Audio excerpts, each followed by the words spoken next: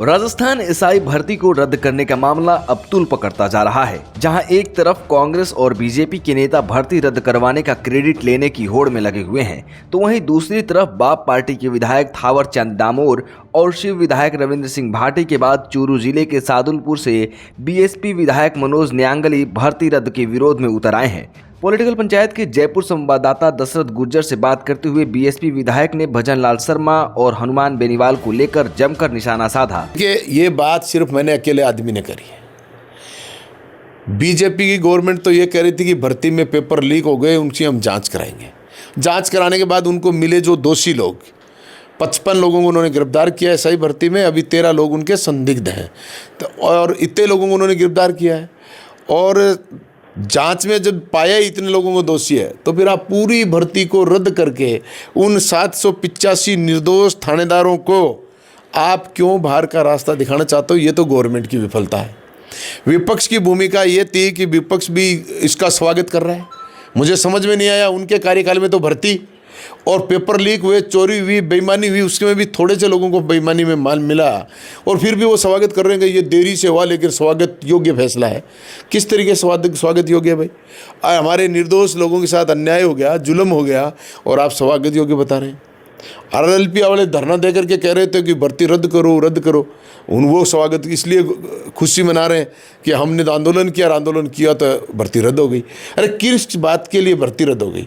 हमारी नाकामी के कारण, हमारी व्यवस्था की नाकामी के कारण। उसकी क्रेडिट लेने की ओट मच गई।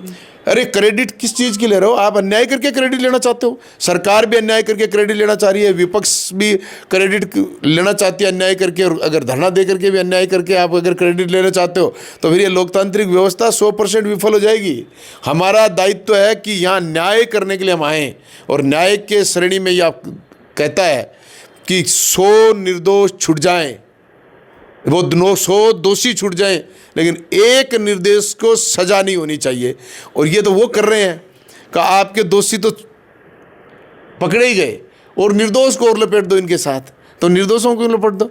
निर्दोष लोगों को फ्री करना चाहिए, जो हैं उनको मुक्त करना चाहिए, उनको नौकरी करने देनी चाहिए। उनके परिवारों में संकट आ गया, परिवार के उनके माँ बाप बेचारे धरने पे आए थे, उनकी नौकरी छूटने की तलवार लटकी पड़ी है। उनको बिना अनावश्यक रूप से, जो ईमानदार लोग भर्ती हुए उनको अनावश्यक रूप से न्यायालय के शरण में जाना पड़ रहा है, वो भुगत रहे हैं, पता नहीं कब तक लटकेंगे।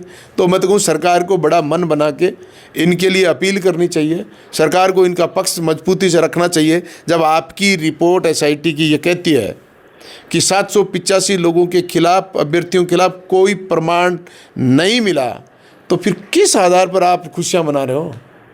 इसकी ऐसी खुशी तो कभी मना लो। अब आपके सरकार है, सत्ता है, किसी को हटा दो, किसी को घर भेज दो, किसी को जेल भेज दो, आपकी मर्जी है, किसी को भेज दो। क्या आपको लगता है कि आरपीएससी के सदस्य पकड़े गए और आरपीएससी को लेकर तमाम सवाल खड़े भी होते हैं? तमाम भर्तियां, जब पिछली भर्तियां हुई थी पीटीआई भर्ती को लेकर, चाहे और अन्य भर्तियां, उनके घोटाले सामने आते हैं, तो कहीं ना कहीं इसमें परिवर्तन की आवश्यकता है। देखिए, ये निश्चित सही बात आपकी। आरपीसी हो चाहे कोई और प्रशासनिक अमले जमले के लोग जिम्मेदार हों, जो जिम्मेदार लोग हैं वो गलत करते हैं तो उनको आप बाहर का रास्ता दिखाओ।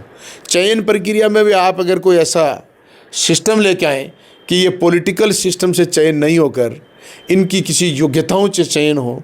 पॉलिटिकल सिस्टम से अगर आप चयन करते हो आरपीसी मेंबर का, हटाने के लिए तो आपके पास पावर नहीं बाद में, लेकिन चयन करने का पावर सरकार के पास है।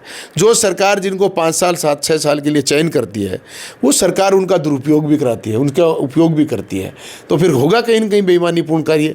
इसलिए आरपीसी जैसी संस्था में मैं ये मान के चलता हूँ, कोई चयन करने की प्रक्रिया, कोई कठोरतम चयन प्रक्रिया हो, उन लोगों को राजनीतिक रूप से कोई प्रेशर नहीं हो। दूसरा, अगर उनको हटाने की प्रक्रिया में भी अगर वो गलत करते हैं चयन के बाद, तो फिर हटाने की प्रक्रिया सरल होनी चाहिए।